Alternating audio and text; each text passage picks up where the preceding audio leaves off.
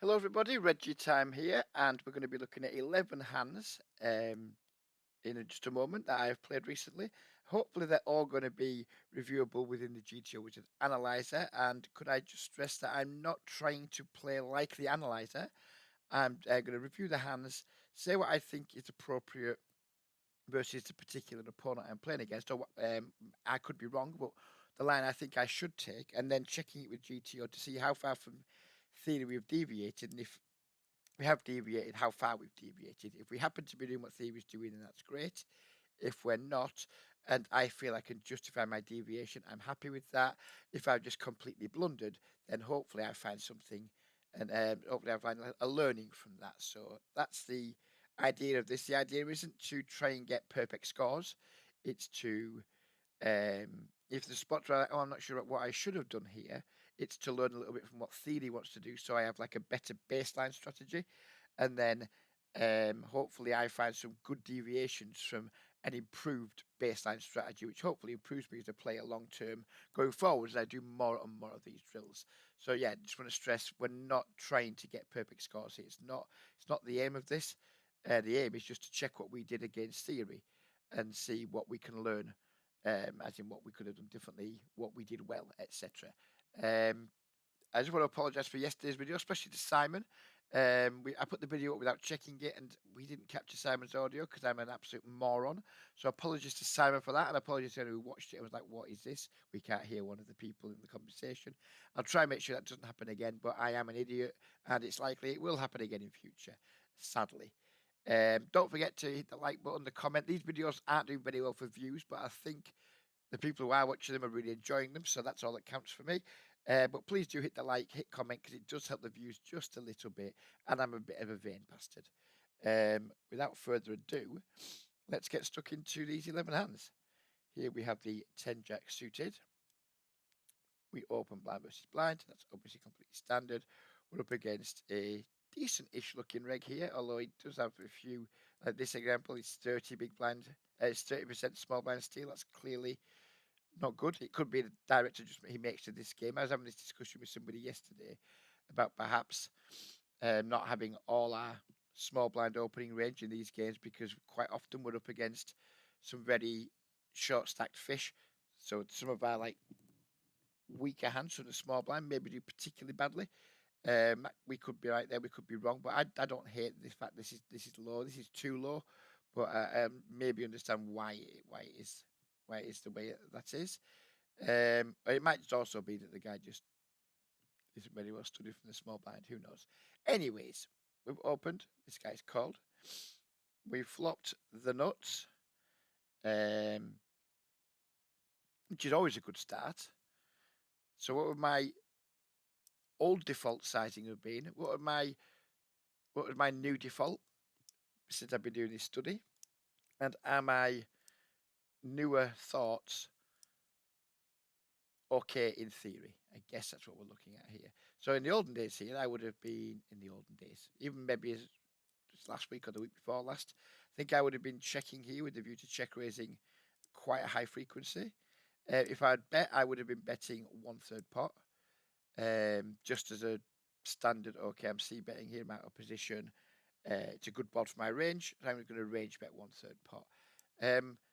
I think now I prefer checking still sometimes and then going using larger sizes, not necessarily the 1/3 size. That's how I think I would play it now. Obviously, it's a lot easier to like think about what our strategy to be when we're just doing this like, recording situation where we've got more time to think. We're under no pressure whatsoever. So I wouldn't be surprised if I still went with like a 1/3 bet here. But I think if I had all the time in the world to consider my options here, I like to think I would go with a larger bet, and that could still be incorrect in theory. But I'd like to think I'd go with a larger bet here now.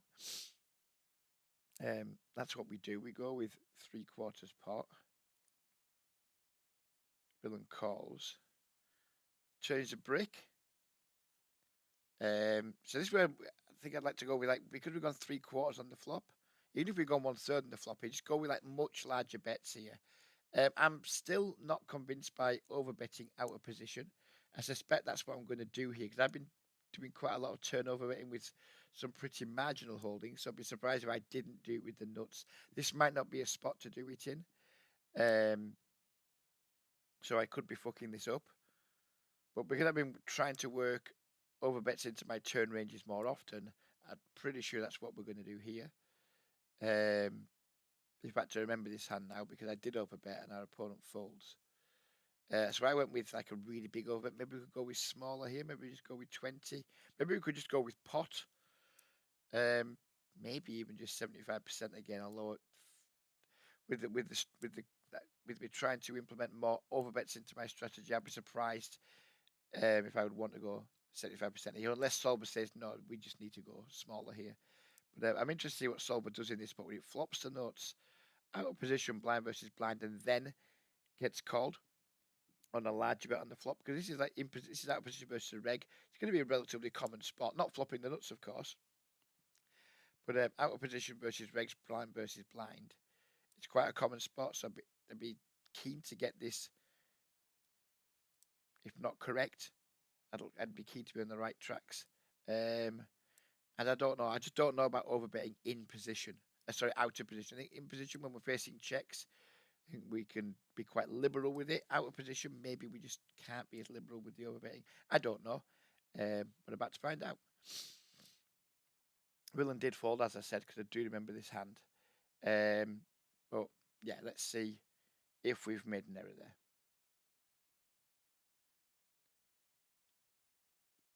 So we've got an inaccuracy on the turn, which is it's not a wrong move at least.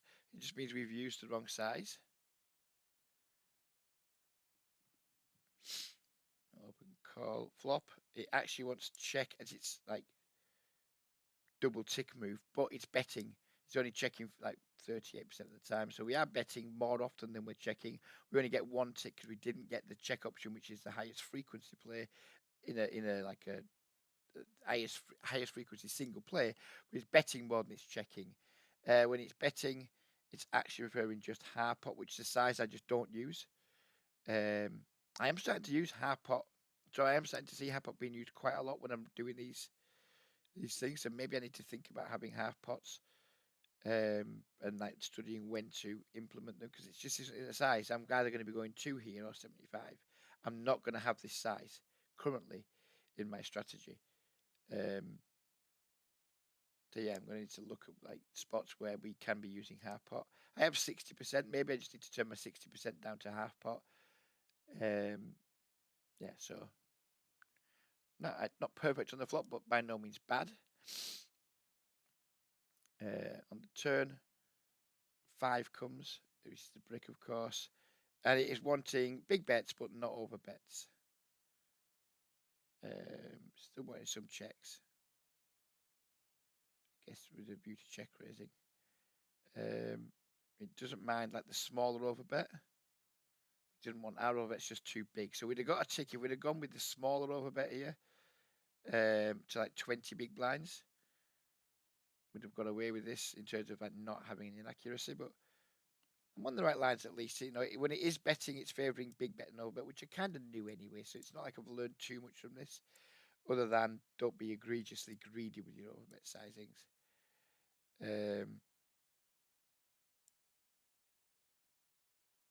So yeah, I wonder what the difference in like Villain's calling range is between when we use our size. Villain's calling 36% of the time with their range. When we use 75%, Villain is calling 57%. So it does change quite significantly in how many hands Villain can continue with. So that's all the calls. When we go 75%, there's a lot of calls still getting called by like a lot of one pair hands with the ace X.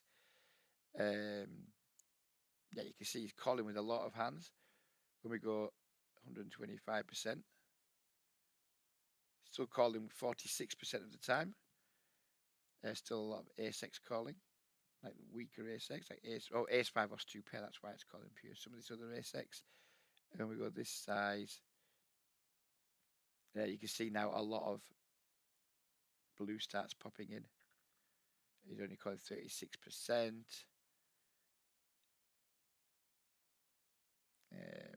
check a lot of this King X. This is just probably King X of Hearts calling. So yeah, it does make quite a significant difference between 75%, between, sorry, 75% and 26%. It's quite a significant difference in calling ranges. You can see there's flicking between them. It does make a difference. So that's something to bear in mind, that when we do overbet, don't be too greedy with it, especially like probably out of position. Maybe if we reverse this and being in position, maybe we could do a lot more overbetting. Hopefully a spot will come up where we can investigate that further. On to the next hand. Pocket threes. We have a reg opening the button. We have us just calling, I presume, and I wouldn't be at all surprised to see us flop a set here. We do flop a set. We check. Villain bets half pot. This particular villain C bets 49% of the time. And they fold to a check raise half the time. I still think I like check raise. So you start building the pot, take the initiative. We don't really want to check and have villain check back, which on the turn they only C bet 43% of the time. Maybe it could be a little bit higher in this spot, like just in position heads up versus big blind. Maybe it's a bit more than that. Maybe we can wait for a turn check raise. Turn they fold to check raise, only 1 in 4. So maybe we could have waited for a turn. Hopefully they bet again, check raise. Hopefully then they maybe cost slightly more. I think probably just go with the check raise now, which we do. Villain does call. Turn is an ace. Doesn't really change very much. Maybe strengthens his range a little bit, like hands like ace jack. If he's floated some ace high flush draws, good chance we're going to get calls from that. Obviously ace jack's not folding. Doesn't change anything in terms of he's even having straights or anything. He just so rarely has say a 4 deuce here. Maybe it does prevent us getting value now if he's got a hand like queens or kings that just flattened the flop. Then now he's going to fold when we barrel. I think we do barrel here. It's like what size? And again, I wouldn't be surprised to see me go with overbet here, and I wouldn't like it in this spot. I could see myself autopilot overbetting here. And again, it's out of position. I wouldn't like it. I'd much prefer to see myself go 75% here. Interested what theory does. But I'd much prefer to see myself go 75%. But I've got a horrible feeling because at the minute I'm really like pushing the overbet turn strategy. I wouldn't be surprised to see myself go whatever 150% pot is here. So it's 26, 38 to 40-ish. And I wouldn't like that. I'd much prefer to see myself in the 19, 20 big blind region.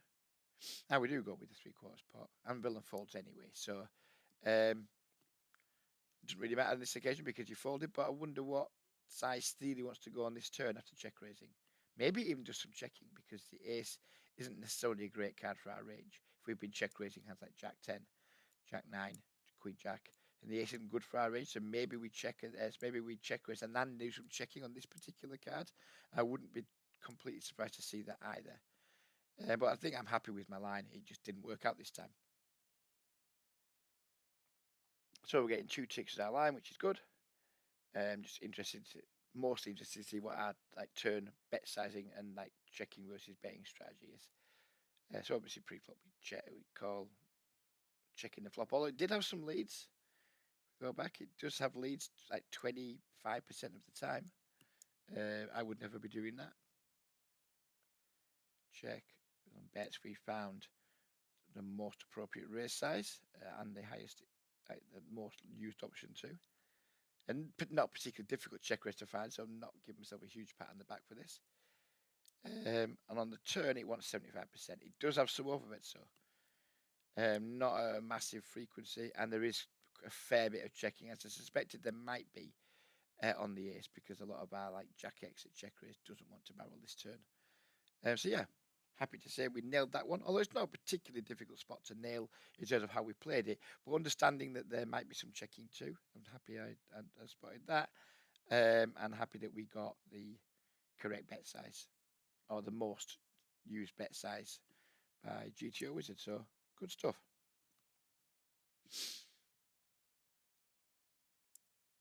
This hand I do remember because I discussed it in the Discord group. If you're not in our Discord group, it's started to heat up a lot now. There's more and more different people posting hands for review. It's getting busier. It got off to a bit of a slow start, but now there's people posting hands pretty much daily. There isn't much other chat around there. It's not as much of a social group as I was hoping it might be, but hopefully over time that will start to build in there too. But it's definitely at first when I made it, I was like, "Oh, this isn't really going too well," but it's starting to go well now. People start to get to know each other, starting to have a bit more confidence in chatting with each other. It's very respectful, very courteous, not remotely toxic, and it's just a good place. If you're on your own, try to do poker, it's a good place for you to join. Come along, post hands, get involved. You will be treated with respect, even if you're not a particularly good player and the hands you post are particularly poorly played. You're just going to get good, well-meaning advice, and you're not going to be in any way made to feel like inadequate. So yeah, please do come along and join. It's a link beneath the video. If you're watching this video months down the line, the link will be out of date. But if you go to one of my more recent videos, that will have a more up-to-date link in it. So, or just leave a comment beneath the video. If you're in there and the link is invalid, leave a comment beneath the video. I'll respond to the comment with a fresh link. So yeah, please do come and join the Discord. So this is a pretty. It doesn't look like a weak reg. At 29, 27%, 3-bet, etc. He looks on the face of it, he looks pretty good and pretty solid, but he's quite disdain post flop, quite passive, quite nitty.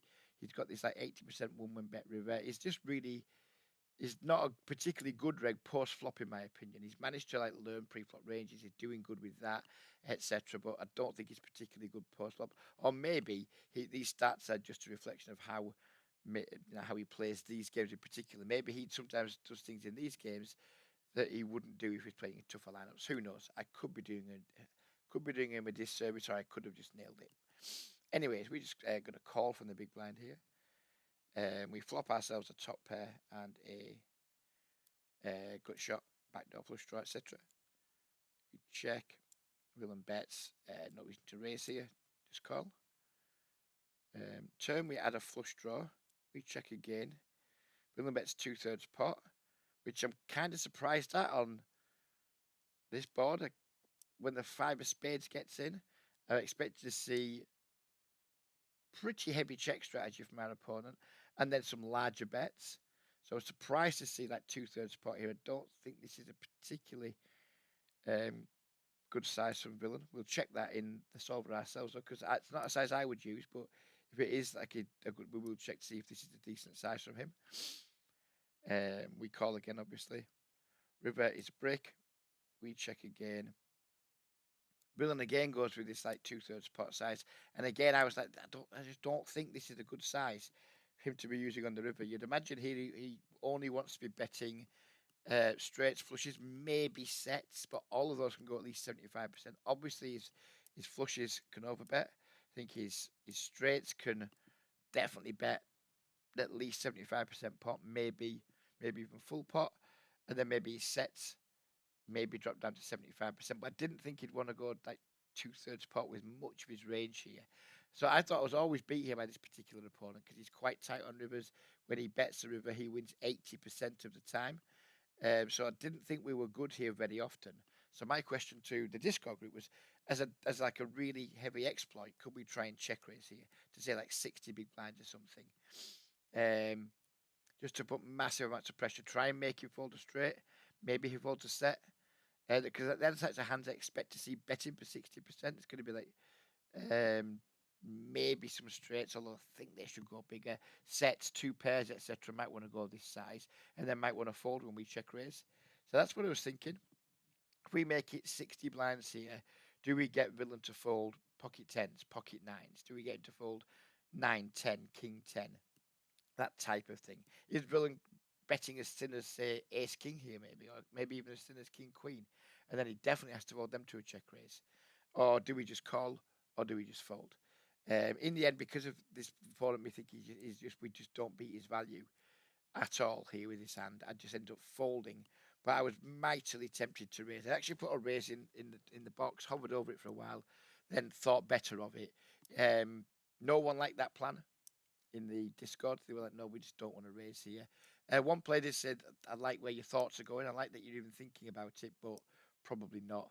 So yeah, I think I've made the right decision to not raise here. But I thought it was interesting that potentially as an exploit against his player. I know Theory is never going to raise here with our hand, but I wonder if as an exploit it would be okay. But we didn't get to find out if it would have worked or not because I balled it. So here we're going to have potentially inaccurate results because of the stack depths we started. We did start pretty deep at this table. But pre-flop we get 2 ticks. In fact, we're going to get ticks the whole way, so I'm not going to overly analyze this. But I am interested in like villains turn and river sizing in terms of like what frequency they are used. So we don't need to run this hand through. I'm just interested in how often 60% is used on the turning position here from villain. So here's where we want to go. Your villain should be checking half the time. It is using half pot, 20% frequency. So it's basically checking a small bets. It's not having large bets here at all in villain shoes. It's just not having large bets, which I'm surprised at. I thought his flusher would want to bet pretty large here. Well, evidently not. He's having a lot of these flushes in small and medium. So yeah, that's interesting. That's interesting for me to learn because I would have gone bigger with flushes here. But maybe it's because like cutoff doesn't have. Well, cutoff has less flushes than big blind here because big blind has a lot of the really really low flushes, like the 4-3 suited of the world.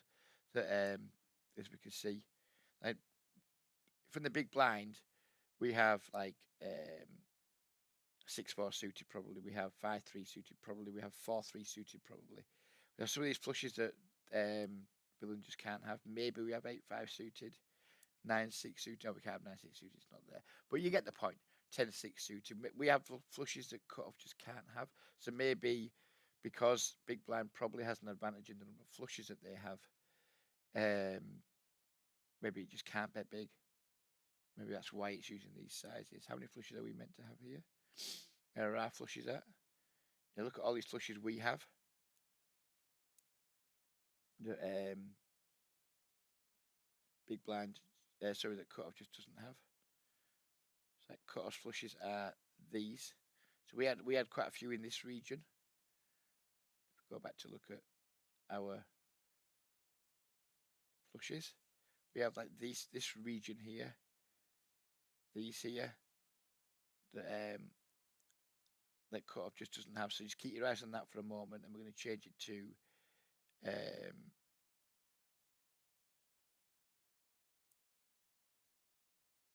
cutoffs.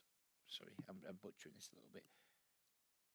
So these are our flushes, all of these. Then we go into cutoffs range. Keep your eyes on this and see how it changes. Cutoff flushes, fewer of them. So because they have fewer flushes than us, probably that's why they only got the sizes they've got. Laboured over that point a little bit, but I understand now why it's not wanting to like go mad with flushes on the turn, just because it has fewer flushes in general. Although it probably has a lot more strong. Well, not probably. It's got like a nut advantage in flushes. It's got way more strong flushes, but overall it's got less flushes. It's also got a lot more like in like the betting ranges. It's got some straights that we don't have very often in the big blind. It's got sets that we don't have. You imagine we probably don't have any of these sets. Maybe we have pocket nines a little bit, pocket tens a little bit. We don't have pocket kings. We don't have pocket fives that floats the flop. So yeah, happy with the outcome of that. And like, I already kind of knew that big blind has more flushes, but I didn't think that would stop solver going larger. on the turn in position, but it does, and that's good to know. On to the next one. King 10 suited from us. We open the button. We get 3-bet by what looks like a decent regular on the face of it. Decent stats, 30, 23, 9. Decent like progression curve on the VPIP. So raise first in, which is always an indication you're up against a better player. Keeps your aggression post flop. Doesn't have like an ultra nitty one that's shown after bet. But I think this player's probably just a decent player. Certainly a decent player relative to this pool. King 10 suited. Think probably here. Let's have a look before we go too far into it. What's his re-stealing like? So 3-bet versus button open the small blind 14%, and versus me particularly 20%. I think we have to defend the King 10 suited here. There's some villains. If we look at this number and say they're small blind 3-bet, say this small blind 3-bet it was only say 8%, and versus me it was only 8%. I think then maybe we can start thinking about exploitatively folding these types of hands. But against people who are finding the full range of 3-bets like this guy looks like he is, I think this hand just becomes a mandatory defend. Potentially a 4-bet. I don't know about that, but certainly not a fold. We do call. We flop ours as a top pair. Villain C-bets 1/3 pot, which seems pretty standard. Although I'm interested on King Low whether he's going to have some larger bets here. I'm interested to see that. Because we have a lot of pairs between the 5 and the king that want to call here. We have stuff like 6s, 7s, 8s, 9s, probably 10s. All of those are going to have to call if he goes bigger. So I'm not sure I'd use his size on King Low when I know like button's going to have an awful lot of pocket pairs. Maybe even some stuff like 8-7 suited, 6-7 suited, things like that just have to continue with a larger bet. I wonder if we could go bigger here from villain's perspective. Anyway, we call. Turn is a queen. Villain barrel's large, and I think we have a not very happy, but fold here. There's just not many draws for villain to like pull from here to continue his semi bluffs. He has all the better kings than us. He has aces we don't have. He has better kings than us.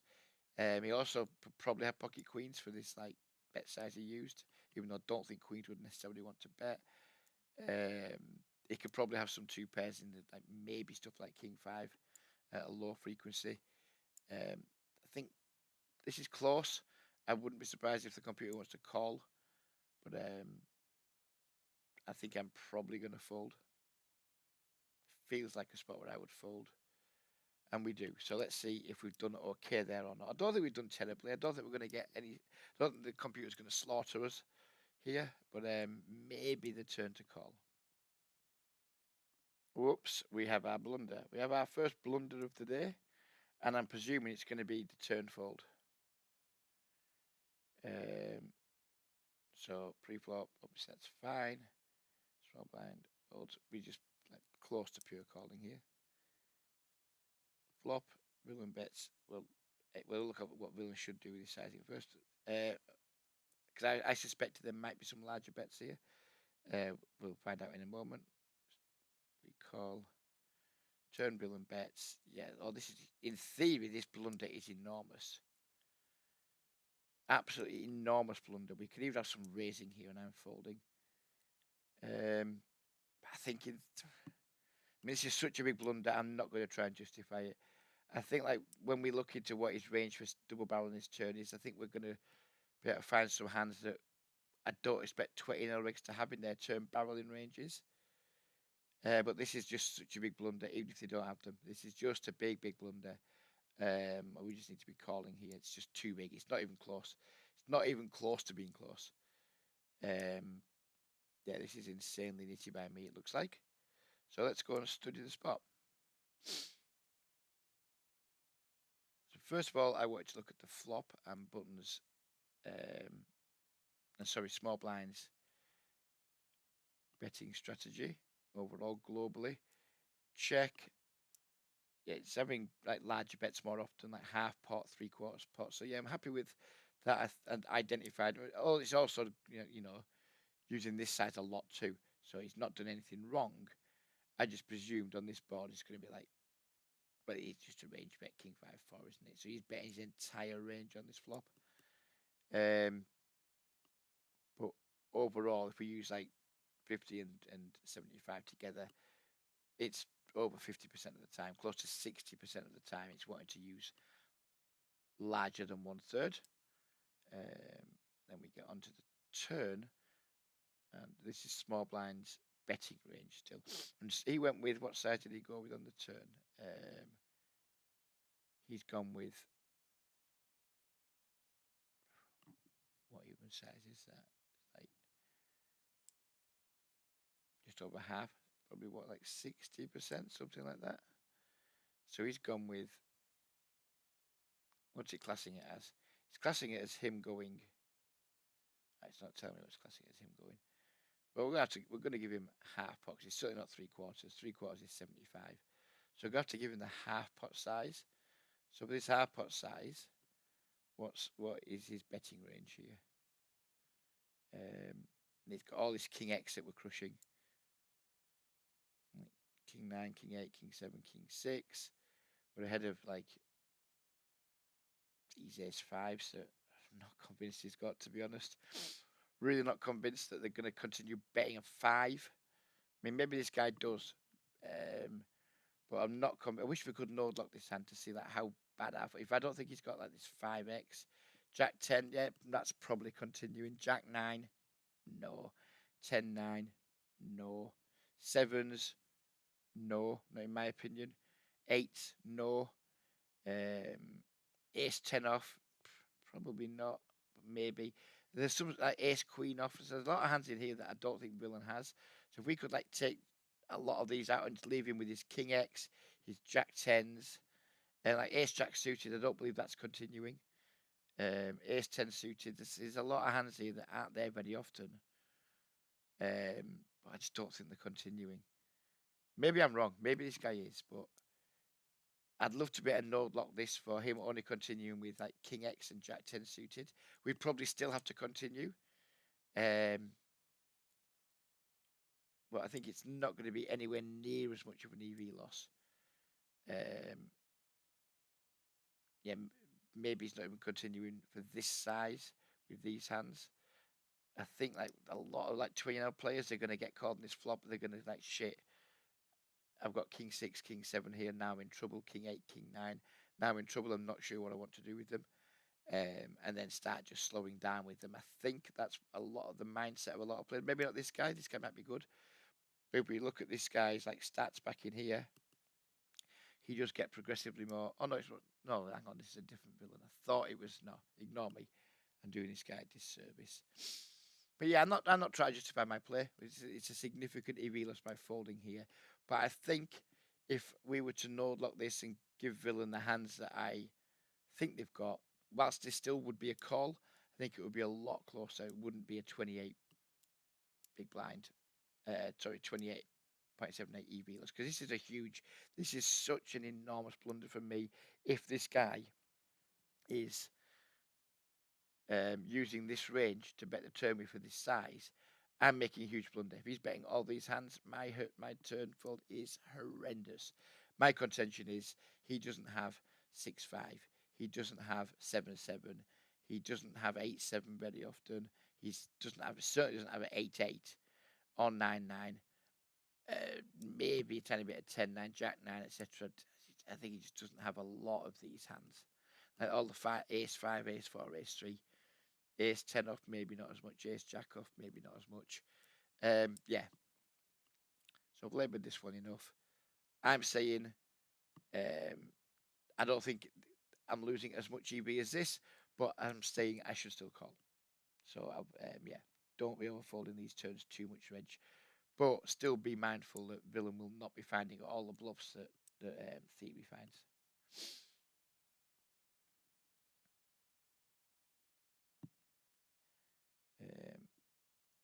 On to to the next one. We open blind versus blind into a particularly bad regs big blind. I mean, I don't even know if this guy's a reg. I mean, he's got my brown tag because he's tight. But it's 23-14, 2% 3-bet. He's not a reg, he's just a tight fish. Anyway, he calls. We flop not a lot. I can think. So, no, I can think. I can think. I know it is possible. But I think here we can check or bet. I think I prefer bet with backdoor flush draw, backdoor wheel draw, king low, pretty disconnected apart from like the flush draw. So I think we should probably bet here. What size? I think I'm just going to defer to like 1/3, but maybe not. Maybe we have some slightly bigger bets. Maybe we have some 75%. Anyway, I go with 1/3. On calls. Turn is a complete brick. Just have a shutdown here, don't we? I think. I know what I do here. Remember? Yeah, I do this, and this is nonsense. This is me just massively overdoing the turnover bet, or at least I think I am. This is me, like, because I watched Pete Clark video. It's like we're not finding the overbets on the turn enough. You know, with our, like, people are only finding overbets with their like equity-driven bluffs, and like obviously strong value hands, and like you need to find more like overbet bluffs with that kind of garbage hands. This hand's not garbage enough. This hand has a little bit of showdown value with ace high. Yeah, this is just shit from me. I mean, it works, will unfold, but this is just shit. This is, well, at least I think it's shit. Feels like it's absolute dog shit. But let's see just how dog shit. Well, we're not in blunder territory. It's only inaccuracy, so that's something. Just skip through to the turn because flop we chose the highest, the most frequently used option. We did get some check, and we did also. Oh no, I said 75%. So maybe we just like default to half bet as half pot's been our bigger bet on these flops. I don't know because it's second time we've half pot use, which is a size that's just not in my arsenal. But anyways, yeah, ignore that for now. It's not the point we want to get to in terms of looking at this hand. Yeah, it just isn't. Oh, it's checking here just all of the time, which I presumed it probably would do. This is just not good from me. It just doesn't have overbets here with our hand. Do we have overbets in general here at any point? And if so, how are we building that range? So turn, small blind. Overall, our strategy is very heavy check. I mean, it does have some overbets. So what would our overbets be here? Clearly not this hand. But what would our overbets be here? Oh, ace-4 suited is in there. 0.4% of the time. Yes! Get in there. So what are our overbets going to be here? In terms of our bluffs. Going to be under pairs, second pairs. What's our no-made hand under? Obviously, these are going to be like probably flush draws, I imagine, a lot of the time. You can't see it on the screen, but yeah, it's going to be like the club flush draws, etc. with the ace highs. What are our no-made hand overbets? 5-4 suited, 7-5 suited. The open enders, 5-4, 7-5, 9-7. They're easy to find. I'm looking for the ones that aren't as easy to find. Ace-4 off, you can't quite see. It's just off the screen. Ace-4 off with the ace of clubs. He's liking it. Randomly ace-7 off's in there. Queen 5 suited, that's going to be in clubs, you would imagine. Again, it's off the screen, sadly, but yeah. So basically, it's finding it's with, obviously, it's flush draws are finding over bets. It's open and straight draws. And that's where it's finding them from. It's not going out of its way to find many other ones, like the 10-9's a good shot. So it's still very equity driven. It's not looking for like complete air hands. So, yeah, Pete Clark's giving me a bum steer there because it's still going to be like highly equity driven here with the overbets. It's going to be flush draws, straight draws. So that might calm me down a little bit. Glad we reviewed that one. Next hand, pocket queens, we open. We get 3-bet by the button. And that's someone I know. So let me just pause while I check which absolute asshole this is. I know this one. We're not going to review it in GTO Wizard because this is just a hand I played against someone I know, and there isn't going to be a lot of good theory in this hand. So he 3-bets us from the button. I don't think he's out of line when he does this. His 3-bet versus us is actually lower than it is against population. Although on the button it's slightly higher versus us than it is versus population, but still he's not out of line. But maybe he's a bit more out of line versus me, although that's not what the stats are telling me, so I have to assume he isn't.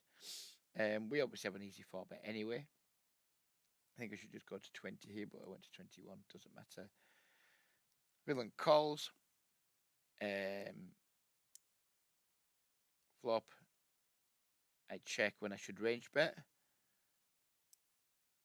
And my reason for doing this was twofold. Number one, I think most of my friends' range here isn't going to connect very well with his bodies. Don't think he's 3-betting deuces pre. Probably is 3-betting eights and he's probably calling them. Don't think he has a lot of king X in his range. I think he just piles ace king pre. I think he just there's not a lot of king queen out there. What is there, like one combination of king queen suited in spades? King jack suited, he probably has that too. But not a lot. Anyways, by the by, it's just like silly, pointless meta game. He checks back to another king. So now we just got the nuts. I check again, hoping he maybe has a little stab with a hand like pocket tens or what have you, trying to make me fold a hand like ace queen or ace jack that might have a tiny bit of equity. I don't know. He didn't stab. And river, like we just got the nuts. I decided that I'm all in, and he called us. And when we discussed this afterwards, he's like, "I just think you've got queens on, nothing there, Reg." And he's probably right, although I would also include aces in that, not just queens. I'd play aces the same way. He ended up calling us. He had pocket tens. I think he's made a fine call. And yeah, that was just a bit of a nonsense hand against someone who I'm very familiar with, who I talk to daily. Another pair of queens. We open blind versus blind. Big blind calls. 7-5-9 flop. I think I'm probably going to have a very, very heavy checking strategy here. I'm probably going to just check this nearly all of the time. We're interested to see how much we want to check pocket queens specifically, but I'm pretty sure I'm just range checking this board. Villain checks back. Change to jack. I think because we checked the flop and he hasn't stabbed, I think now we just try to start building a pot. Even though this board is getting quite scary, we start trying to build a pot now with our queens. Anyway, 1/3. Not happy about that. I think we should probably go bigger, but we'll see. Villain calls. River ace. Do we still have a value bet here? I think so. I think we can just bet small again. Value bet, value from 9x, 7x, jack x. Loads of hands I can call a small bet here. I think we should probably bet again. I do. And villain fold. So not much of a hand. But let's review it anyway. So we have one tick. So we made an error somewhere. Well, not an error, but we haven't hit a correct frequency somewhere. Obviously, pre-flops are raised. That's fine. Flop checking 71% of the time. This hand wants to bet 1/3 or half pot around a quarter of the time. But I'm happy with how we played it so far. Now, turn, I was thinking we could have some larger bets, and we do. We just have 3/4 pot here. And we didn't find it. So I'm going to look at two things here. First of all, as played on the river, we found the most highly used bet size, or we could go 60%. And what I want to look at is if we do go 75% on the turn, what's our response on this ace river? That's what I want to look at here. So we go 75% turn. Let's look at it first of all in terms of at these sizes. So on the river, as played, our betting frequency globally, it's going to be like 80% of the time nearly. With our exact hand, pocket queens, we are just still betting pure. We've got like, yeah, we're still betting queens pure. So happy with that. So we're always betting queens, and we're usually choosing the size we chose after down betting, after just betting 1/3 on the turn. So what if on the turn we go 75% pop? Villain calls, and the river is still the ace of spades. How does our strategy change on the river having big bet the turn? We're still betting 80% of the time. We're still betting queens all of the time. And we are using half pot, which is something I typically don't do. I don't like using like a smaller bet size in position once after the last. And cause yeah, I don't like to do it. And I'm not going to do a very good job of explaining my reasons for it. But I've started to see a few times now in these when I'm doing these reviews, that when the board changes to river, but we still have a value hand, we can just basically like downsize because our equity's dropped here. We still have a value bet, but our equity against villains dropped on the turn. We probably have decent equity against villains range.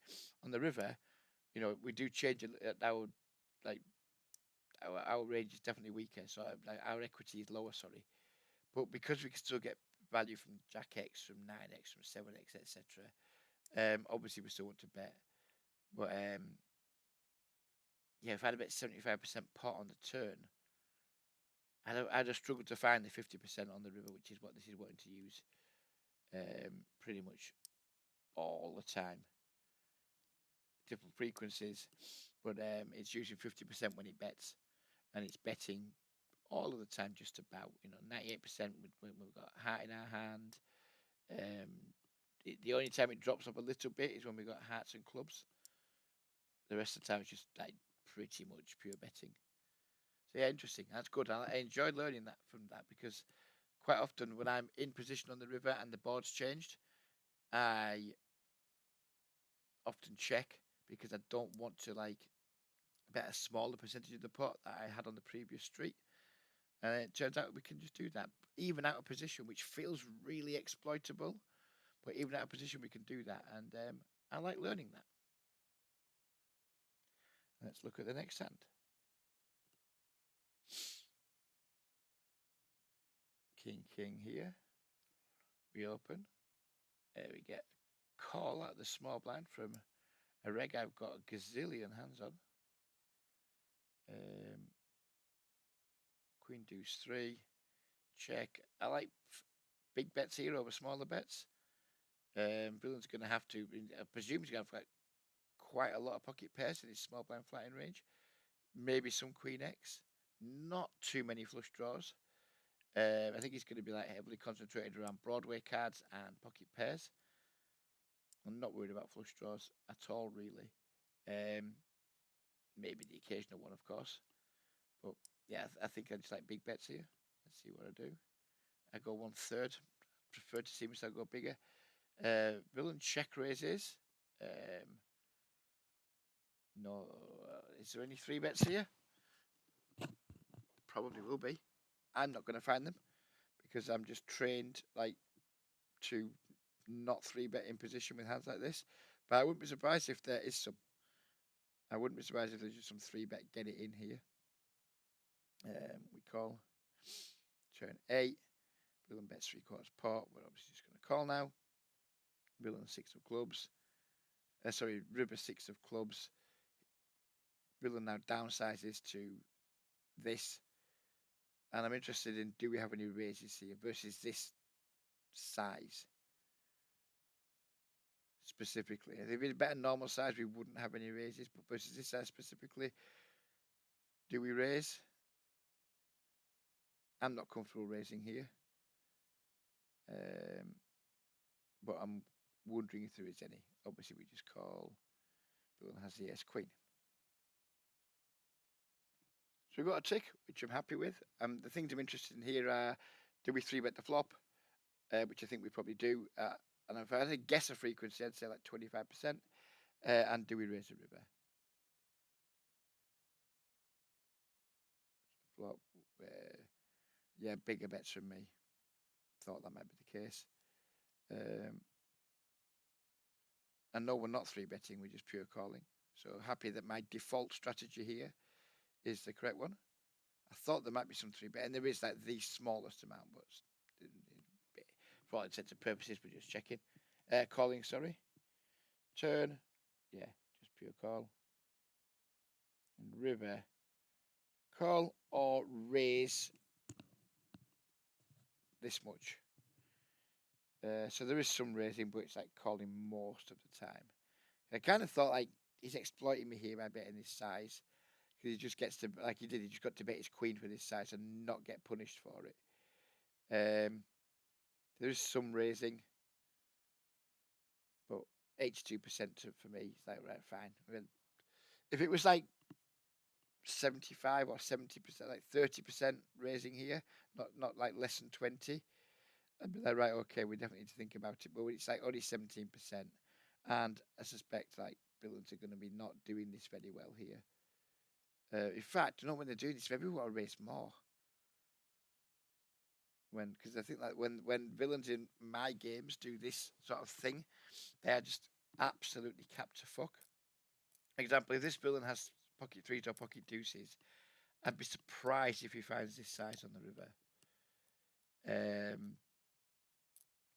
He certainly wouldn't do this with a flush. If he somehow backed into a flush, he wouldn't do this. He would not be using this size. So maybe we can just like against this villain when he does this. Because I've seen him do this a few times now. Where he just like blocks the river. It's never a strong hand. It's always like the type of hand he's got. He's pretty face up with it. Maybe I just start like raising his river. Yeah, that's a very easy strategy, and that's what I'm going to start doing against his opponent. Yeah, because now I know we can have some raises, and I know this guy does this with a particular section of his range. I think we can start just having some of these like smallish raises, these like irritating raises. Happy days. On to the next one. 10-9 suited. Here we're up against a regular opponent. I know who this is. He's a very irritating bastard. I talk to him a lot about poker. We have regular chats at least once a week, sometimes twice a week for more than an hour each time. Yeah, the lad's a prick. Absolute fucking bell end. A monumental cunt. That's what this lad is. And he's very difficult to play against. 2-3 at the 10-9 suited, entirely standard. He calls. Completely with the flop. He checks. I think like here he's gonna have some like a lot of like suited stuff that just hasn't connected, like suited in hearts, suited in spades. He's gonna have some like ace highs. He's gonna have a lot of pocket pairs. Our hand has no equity. That's the issue. Like, do we ever just give up with this hand? I mean, it's a relatively dry flop. There's a flush draw there, and there's like a few straight draws around like the 5-6s of the world. He's going to have some stuff like 8-7 of clubs, 8-7 of hearts, 8-7 of spades, etc. That's not going to fold. And maybe some ace-7, some pocket pairs with a diamond. I don't know if we should bet this flop or not. We're just going to. I know I do because I'm against this player, and he just beats me too often in pots, and I just try too hard to win pots against him. I suspect I'm going to get a blunder for this hand. I wouldn't be doing this against a lot of villains. This is again, it's specific to this guy because in my head there's some meta game that maybe doesn't exist in his head, and he just irritates the shit out of me. And just now and again, just let me win a fucking pot, you bellend. Anyway, he calls, turns a 7, check. I'm doing quite a lot of checking back here, even though I don't think he's got a ton of 7x. Like he's now only got 2 combos of 8-7, 6-7. Because he doesn't have the offsuit ones. So maybe we just continue on this card. Having set off bluffing. But I don't like it. But I don't like our C-bet, to be frank. And River's a jack of diamonds. He checks again. After we check through, I think he's going to lead. It's like if he somehow has pocket fours, he's not going to check them too. As if he's rivered a flush, I don't think he's going to check them because he can't check raise it. So I think he's just going to lead his flushes. I think he might check a hand like quad 7s because he can check raise that. He 4-bets jacks pre. So he just doesn't have much of a hand here. I think he's like, when I was playing this hand, I remember thinking to myself, he's probably just got like, I don't know what, like mostly pocket pairs. Maybe he's got hands like King Queen. Queen Jack maybe will play this way because Queen Jack, well, maybe Queen Jack leads. Queen 10 suited. I think like top of his range is just going to be one pair in queens. He's going to have a lot of under pairs, like well, probably all under pairs. Maybe deuces and threes fold, fives, sixes, obviously quads, eights, nines. I thought we could get quite a lot of folds here on the river, and I went with this size because I wanted to look like I was like going for some thin value. I wanted to make it look like I had checked back a queen on the flop, or maybe so we checked a queen on the turn. Or maybe I'd had like a small flush, like a 6-5 suited or something that can't bet really big here because the board's paired. It's the kind of thing I was trying to rep. I didn't think I wanted to go too big here, too polarized, because then I'm repping more of like a nut flush or a full house. That I think I just continue betting anything that's a full house on the turn, apart from jacks. But then I don't bet jacks on the flop for that size. So yeah, didn't think I could like polarize here. So I went with this size, trying to rep like a king queen or a small flush. He went right in the tank. He really, really trolled me. And at 2 seconds to go in the time bank, he called. I was like, fuck you. And he just had the fives with the diamond. I was like, ah. He said if he didn't have the diamond, he wouldn't have called. And I get that because, you know, I can have like 5, 6 of diamonds here. It's one of my like bets to use his size. Whatever any of the 5x of diamonds, ace 5 of diamonds, yeah. So I don't hate his call, but fucking hell, just let me have one now and again, you fucking asshole. So anyway, let's see how much we butchered that, because we definitely did. Unsurprisingly, we have the red triangle. Who knew? Then river was where we hit the triangle. We 3-bet pre, which is obviously completely standard. Flop, check, we should just be giving up here, basically. That's what that's saying. And I agree. I completely agree. We should be giving up here. I only bet this hand because of the opponent we're up against and my desire just to fucking make that cunt fold for once. Doesn't happen. The lad does not have a fold button against me. If he doesn't fold pre-flop, he doesn't fold versus me because he's an absolute asshole. And I hope he's watching this at some point. And I hope you recognise that you are an asshole, sir. So yeah, this is non-existent. Turn, yeah, we get the check perfect because we shouldn't be having this hand in the first place. And then river is just an enormous blunder. Just give up, yeah. But I knew I'd fucked it. This is not a line I ever take. This is me just being really annoyed about this fucking person who will never let me win a pot and just absolutely fucking slaughtering a hand, allowing myself to like deviate from all the things I know to be proper, just to be like, yeah, fucking show you, I can show you a bluff, you cunt. And that's all this was about. It was about being able to show him a bluff, and just swing my pathetically puny little cock around. And I got duly punished for it, and I deserved to be punished for it too. I deserved to lose there because my line was absolutely fucking honkingly bad. Next hand, 2 9s. Button open from a regular who appears to be finding a full complement of button opens. I think we can mix between call and 3-bet here. In the olden days, people just like 3-bet or call from the 3-bet or fold from the small blind. That's not the world we're living in anymore. We could definitely have some flats here with this. I imagine this is flatting maybe a third of the time and 3-betting the rest of the time.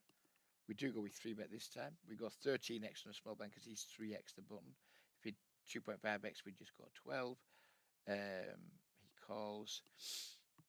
We get a really irritating flop.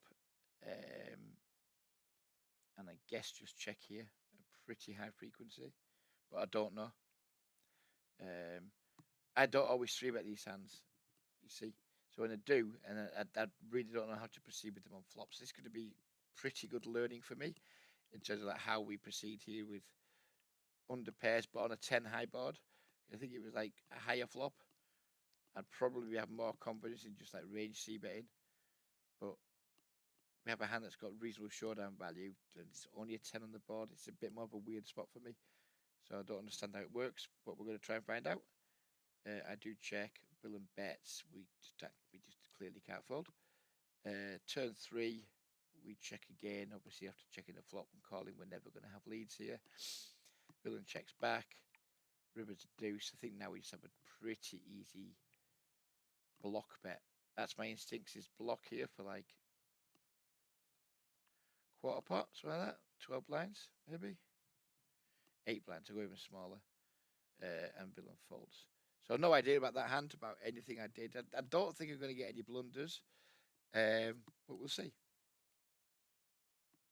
So we've got ticks, which is good. We look at, yeah. Wow, it's actually flatting 50% of the time here. I fucking love that. As an old school player who used to love being able to call from the small blind, you've no idea how much I fucking love being able to flat these pocket pairs in the small blind now. Absolutely love it. It's an even higher frequency than I thought. I thought we'd be like maybe 30%, I think I said, 25, 30%. But actually half the time we go flat this. That is fucking glorious news. We do go with the 3-bet this time though. Checking 80%, 70% of the time here. When we do bet, we're using an array of sizes, but none of them at a particularly high frequency. Pure call, easy. Turn, check, easy. River, check. Block, which is what we use there. It actually wants all in half the time. I guess that's just because 9s is always the nuts here. That 10x doesn't check back the turn. Anything better than 10x doesn't check back the turn. Villain doesn't have any 3s or deuces in his range, or very few 3s or deuces. And I guess it's just because Villain's going to have to call with like 8, 7, 6s, 5s, maybe even some ace highs. So interesting here. We went with block, and we should be going all in. And I like that. I like that a lot. Because Villain is just so capped. He's like 1/3 bet the flop, check back the turn. He is capped as fuck here. Yeah, it just makes complete sense. It just makes absolute complete sense. Now, something I want to check here is, are we flatting all pairs around 50% in the small blind there? Or all pairs like 9s or lower? So small blind here. Range is only calling 3.4%. So yeah, all right. Pretty easy. Yeah, deuces, you can't see these off the screen, but deuces is almost never calling. 3s is almost never calling. 4s calling a bit more. 5s calling a bit more than 4s. 6s calling a bit more than 5s. 7s calling more than 6s. 8s calling more. The 9s drops off because I guess it wants to start 3-betting a bit more.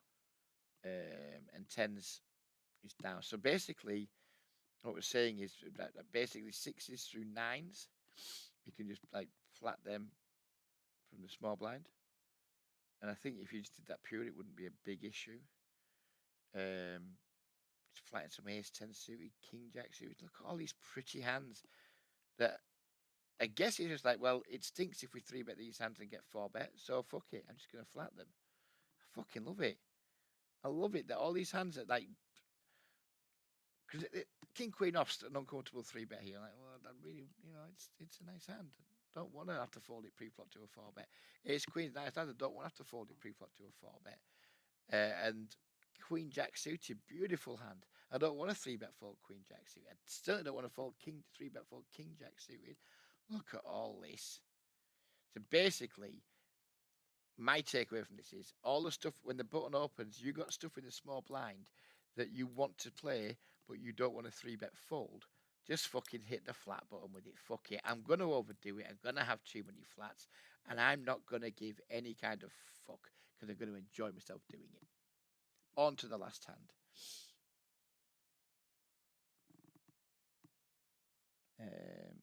Jack queen suited. We open. Fish calls in the big blind. We flop an open. Sorry, we don't flop anything. We flop an overcat. Sorry, 2 overs. Backdoor flush draw. Villain checks. I think we can bet here. We've got like decent pair draws. Backdoor flush, backdoor straight, etc. So I think we can bet here. We do. Villain calls. Turn 5. Villain now leads, which is weird. Excuse me. But I guess he just has flush and straight here, so he's allowed to lead. So it's not weird at all, really. So shut up, Reg, you fucking idiot. We just call because we just got like a decent flush draw. It's only half pot that he's bet, or thereabouts half pot. River, we river that a flush. Villain checks. We have an easy bet here. What size? I think 3/4 pot's reasonable here. Just guess that's what we go with. Or is that 2/3? Whatever it is, it's something like that. And then villain raises, and this hand was played last night, and I think this is a relatively trivial fold. No idea where his bluffs are going to come from here. And he's a fish, so I just don't think the fish are going to have bluffs here. Maybe like the computer finds some bluffs here. Is a 42/14 going to find a bluff here? Not in a fucking million years. I think they just have a nut flush. Pretty much always. I think they've turned a nut flush, then river, because another flush cards come, they've hoped I've got a hand like this, and they've gone for a check raise. Nice line by villain, to be fair. And I think we have an easy fold. And we did. And we've got ticks again, so I'm happy enough. We open, obviously, at standard. He calls at standard flop. Doing a bit of everything, isn't it? Our size is the least used. It doesn't like 1/3 here. It actually likes overbet here, which is interesting. Because I wouldn't have thought of overbetting this flop. It likes it. Certainly likes it better than my piss pot 1/3. We bet 1/3. Villain calls. Villain leads. We call. We can have a little bit of raising, but I think calling's easily the best line, and Solver agrees. River check. We should bet only half pot here, not 3/4 pot. So again, I'm not overly worried about that. You know, I'm not going to lose sleep over it. And villain raises, and we have a mix between call and fold. So he's mixing call and fold against theory. Then I think just folding in practice is going to be fine, and we're going to discover why. Because what are villains? What's villains like river raise range here? He's made it 38 on the river. So let's see. The river, he checks. We bet that, didn't we? And he raised to this. So like, what's his raising range look like? So he's got straight flushes. He's got flushes. He does not raise straight. He's not raising a set. He is like 2 pairs. Why would he raise 2 pairs here? Don't understand. And what 2 pairs? 4/3 suited, 5/3 suited, 6/3 suited. Don't understand why it's raising them. But it's just basically there. I don't get it. I don't get it. And there's not a fucking chance that villain's finding these raises. So yeah, happy with my line. And that's it. That's the end of the video. I hope you guys enjoyed it. I hope Ryan's got to the end of it, because Ryan said he's been enjoying these videos. So this one's for you, Ryan. It's a nice long one to make up for yesterday's fucking clusterfuck with Simon. Yeah, so I hope you guys enjoyed it. If you have reached this far in the video, you haven't hit the like yet, please do so. Please leave a comment, even if it's just you fat bastard or something like that. And yeah, I hope you enjoyed it. I'll be back with another one of these tomorrow, assuming I get enough volume in to get to get enough hands to do another video, because I really enjoyed doing these. I'm trying to do them every day. When I was playing speed poker for like last week, it was easy to do this every single day because I was playing 3, 4, 5,000 hands a day. When I'm playing maybe just 1,000 or so hands a day on a softer site, whereas a lot of hands are just aren't GTO spots because there's so much limping going on, etc. It's harder to find enough spots to review. But I've got some filters set up now that should always give me some stuff to review, even if they're just kind of pretty uninteresting small spots. And that isn't because I want to make a video every day particularly. It's because I want to study in this format every day. I want to do this every day. You're studying slowly but surely, learning new things, learning new things, learning new things, and gradually just upgrading my autopilot game.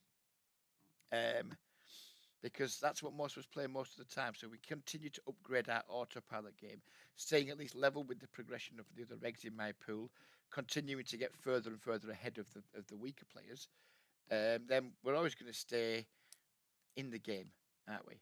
And maybe at some point, maybe we get good enough to take a shot at the mighty 50NL, although that's not really an ambition of mine. It's always in the back of my mind to like get good enough and get confident enough where you can mix it with the higher stakes with the 50NL regs who I think are better than me. So that's always like in the back of my mind to try and do that, but I'm not overly bothered. I'm a fun player who just wants to make a few quid at the end of every month. But yeah, hope you guys enjoyed it. I certainly enjoyed doing them. So as I said, they're not getting good views, these videos. They're getting like 60, 70 views. I don't give a shit. I'm enjoying doing them, and that's the most important thing. But for now, until probably tomorrow, if not tomorrow, definitely Friday, because by then I'll have had 2 days worth of content to get 2 days worth of play to get content from. So be at least one more of these next week. Hopefully this week, hopefully more though. But I've rambled a lot. Shrimpy doesn't like it. See you all later, and bye bye for now.